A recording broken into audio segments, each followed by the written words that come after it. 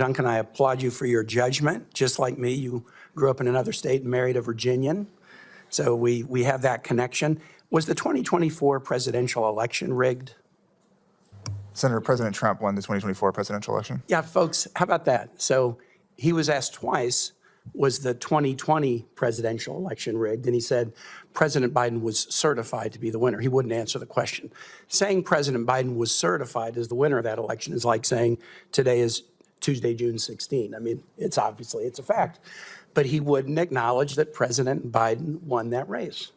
Now, there's only one of two reasons, Mr. Duncan. You have either fallen victim to the conspiracy mindset that says that that election was rigged, and if you're a conspiracy theorist, you shouldn't be let anywhere near the position you've been nominated for. Or, President Biden won the election, but you're afraid of making an insecure president mad by acknowledging that fact.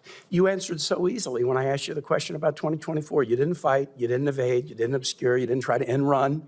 You said President Trump won the election, which he did. He won the popular vote, he won the Electoral College.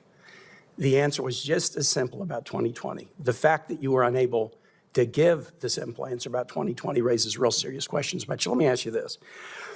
In your current position, I believe you're a legislative affairs director for USAID, which its programs, to the extent they're being delivered at all, are sort of being delivered through state and others, but OMB is sort of managing the wind down of the operation. We are currently in the midst of a severe global health crisis.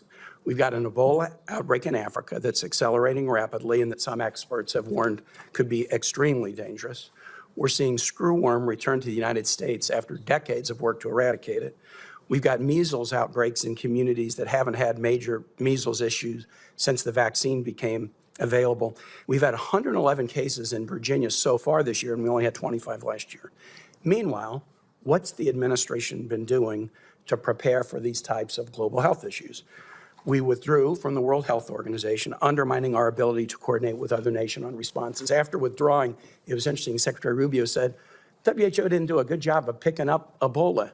Thanks, Sherlock. The U.S. backs out of the WHO. We quit funding it. We quit participating. The organization isn't as effective in picking up a disease that could harm Americans. We canceled hundreds of millions in HHS mRNA vaccine funding, and we're trying to cancel billions more in CDC grants related to pandemic.